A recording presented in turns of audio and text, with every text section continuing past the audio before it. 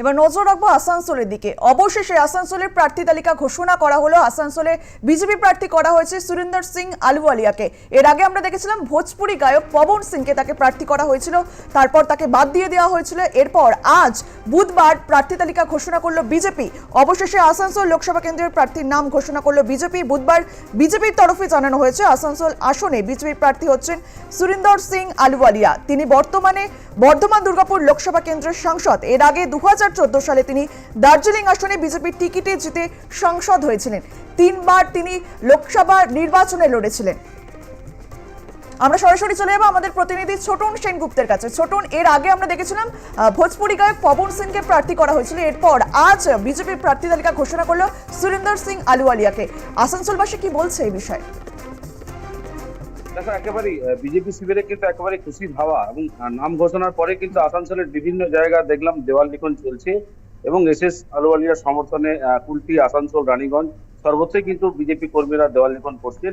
এর পাশাপাশি বিজেপির আসানসোল জেলা সভাপতি বাপ্পা চট্টোপাধ্যায়ের নেতৃত্বেও কিন্তু আসানসোলে দেওয়াল লিখন হয়েছে। পাশাপাশি সেখানে উল্লাস দেখা গেল, যেখানে বাপ্পা চট্টোপাধ্যায় রয়েছেন বিজেপি জেলা সভাপতি, সেখানে লাড্ডু বিতরণ করছেন। অর্থাৎ তারা কিন্তু একেবারেই খুশি যে অবশেষে দেরিতে হলেও কিন্তু আসানসোল লোকসভা কেন্দ্রে বিজেপি প্রার্থী এস আলুওয়ালিয়ার নাম ঘোষণা করা হয়েছে। তবে এই নিয়ে কিন্তু একটা তৃণমূলের তরফে কিন্তু একটা অভিযোগ বারবার করা হচ্ছে যে এস আলুওয়ালিয়া বর্ধমান দুর্গাপুরের কেন্দ্রের সাংসদ ছিলেন, এবং সেখানে তার রিপোর্ট কার্ড একেবারেই তিনি কোনো উন্নয়ন করেনি। বারবার কিন্তু তৃণমূলের তরফে অভিযোগ করা হচ্ছে, এবং তার রিপোর্ট কার্ডে সেরকম কোনো উল্লেখযোগ্য কাজ করেননি, এবং তাকে দুর্গাপুরে দেখাও যায়নি, বর্ধমান দুর্গাপুর কেন্দ্র দেখাও যায়নি, এমনটাই বারবার অভিযোগ করছে। যদিও বিজেপির তরফে এই সমস্ত অভিযোগ অস্বীকার করা হয়েছে, এবং তারা দাবি করেছেন যে সুরিন্দর সিং আলুওয়ালিয়া তিনি দার্জিলিং কেন্দ্র থেকে জয়লাভ করেছিলেন, বর্ধমান দুর্গাপুর কেন্দ্র থেকেও জয়লাভ করেছেন, অর্থাৎ আসানসোল থেকেও কিন্তু বিপুল ভোটে জয়লাভ করবেন। তবে এর মধ্যে কিন্তু জল্পনা চলছিল যে আসানসোল লোকসভা কেন্দ্রে বিজেপি প্রার্থী হিসেবে জিতেন্দ্র তিওয়ারির নাম অর্থাৎ ঘোষণা করতে পারে, এমন একটা জল্পনা চলছিল।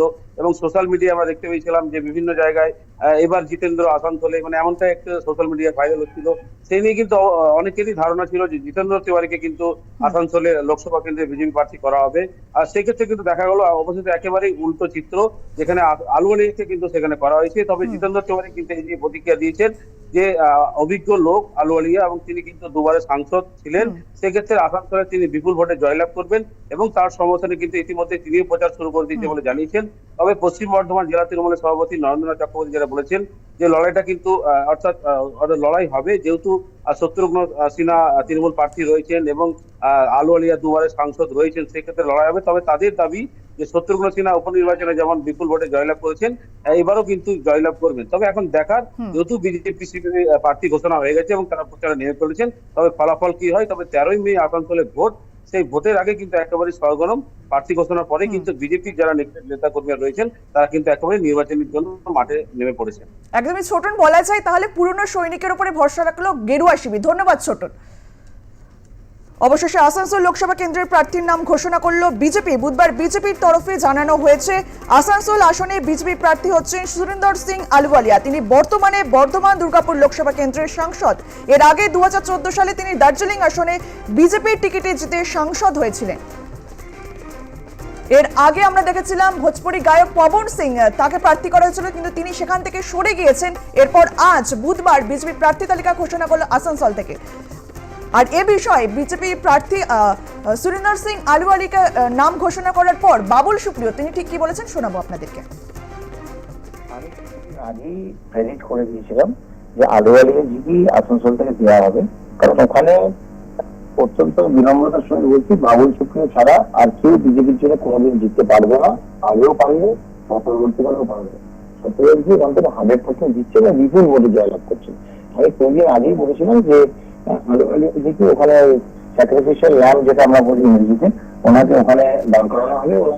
বয়স হয়ে গেছে, কাইন্ড অফ কি বলবো, আমার খারাপ লাগছে, সবাই খুব ভালো রিলেশন, ওনার পলিটিক্যাল ক্যারিয়ারটা রিটায়ারমেন্টের দিকে ওনাকে কাইন্ড অফ ওটাই লিড দিয়ে দেওয়া হবে। ওখান থেকে জেতার কোনো চান্সই নেই, হাড্ডাহাড্ডি লড়াইয়েরও কোনো চান্স নেই। আর জিতেন্দ্র তিওয়ারি দাঁড়ালে কোথায় কি হলে কি হতো আমি সেই নিয়ে কোনো মন্তব্য করতে চাই না।